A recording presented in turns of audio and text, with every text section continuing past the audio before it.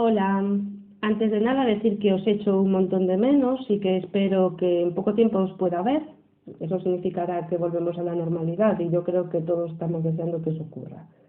Bueno, y ahora deciros que estoy haciendo este vídeo de aplicaciones de la derivada con cavidad y convexidad para explicaros un poquito más para qué podemos utilizar la derivada. Hasta ahora hemos visto que podíamos saber si una función era creciente o decreciente y calcular también sus máximos y sus mínimos. Pero también podemos saber si una función es cóncava o convexa. Ya veremos después qué significa ser cóncava o convexa. Pero lo primero que vamos a ver es una operación que nos hace falta, que es la segunda derivada. Que como veis ahí, en vez de escribirse f con un palito, como hacíamos con la derivada, f con dos palitos. Os lo voy a poner con un ejemplo para que veáis que es muy sencillo. Si yo tengo la función, por ejemplo, 3x al cubo menos 2x cuadrado más 1, su derivada, como ya bien sabéis, sería 9x cuadrado menos 4x. Pues bien, hacer la segunda derivada es volver a derivar, en este caso la derivada, con lo cual, ¿qué me quedaría? 18x menos 4.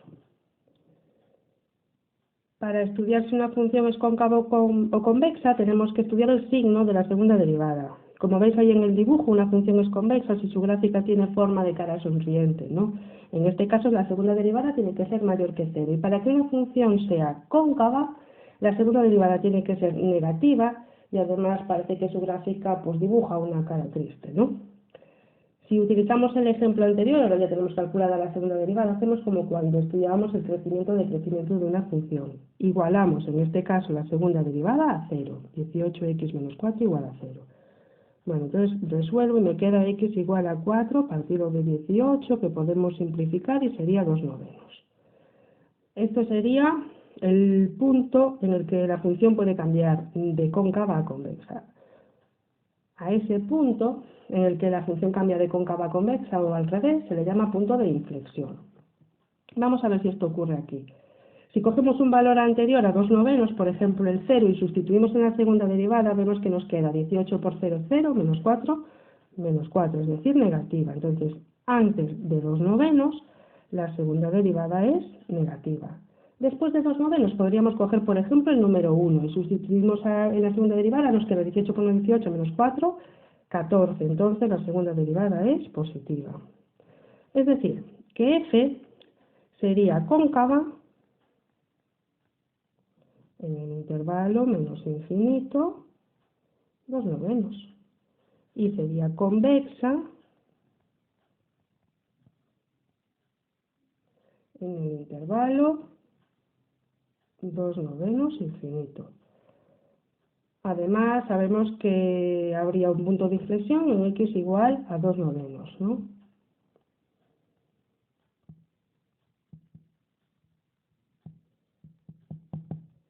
Muy bien. Vamos a verlo con otro ejemplo, porque no siempre hay un único punto de inflexión. En este ejemplo que tenemos aquí, f de x igual a x cuarta menos 6x cuadrado. Sabemos que lo primero que tenemos que hacer es calcular la segunda derivada. Entonces, primera derivada, 4x al cubo menos 12x. Vale, y segunda derivada, 12x al cuadrado menos 12. Y ahora igualamos la segunda derivada a 0, es decir, 12x al cuadrado menos 12 igual a 0. Y resolvemos. 12x cuadrado igual a 12, x cuadrado igual a 12 entre 12, que es 1, con lo cual x es más menos la raíz cuadrada de 1, que es 1. Obtenemos dos posibles valores, que son 1 y menos 1. Dos posibles puntos de inflexión. Colocamos en la recta numérica el menos 1 y el más 1. Vale, y ahora estudiamos el signo de la segunda derivada, que la tenemos aquí, ¿no? Vale, si cogemos un número anterior al menos 1, por ejemplo el menos 2, me quedaría 12 por menos 2 al cuadrado, 12 por 4, 48 menos 12, bueno, positivo. Con lo cual, antes del menos 1, la segunda derivada es positiva. Entre el menos 1 y el 1, por ejemplo el 0, 12 por 0 al cuadrado, 0, menos 12, negativo, ¿no? Vale, si cogemos un número después del 1, por ejemplo el 2, 12 por 2 al cuadrado, 12 por 4, 48, menos 12, también me vuelve a dar positivo. Muy bien, entonces a la vista de esto, ¿qué podemos concluir? Pues que f es una función convexa. Acordaos que convexa era cuando la segunda derivada me da positivo, entonces en el intervalo menos infinito menos 1, unión 1, infinito. Muy bien. Voy a borrar este 1 que no sé qué parece. Vale, ¿y cuándo sería cóncava? Pues sería una función cóncava en el intervalo menos 1, 1. Con lo cual tiene dos puntos de inflexión, en x igual a menos 1 y en x igual a 1. Si queremos averiguar cuáles son los puntos de inflexión de las dos coordenadas, si x es igual a menos 1, tenemos que averiguar cuánto vale f de menos 1. Sería menos 1 a la cuarta menos 6 por menos 1 al cuadrado. Igual que hacíamos con los máximos y los mínimos, ¿no? Me queda 1 menos 6, que es menos 5. Entonces, bueno, voy a hacer primero con x igual a 1 y después ya pongo los dos puntos de inflexión. Si x es igual a 1, f de 1, 1 a la cuarta menos 6 por 1 al cuadrado. Y veo que también me da 1 menos 6 menos 5. Entonces, los puntos de inflexión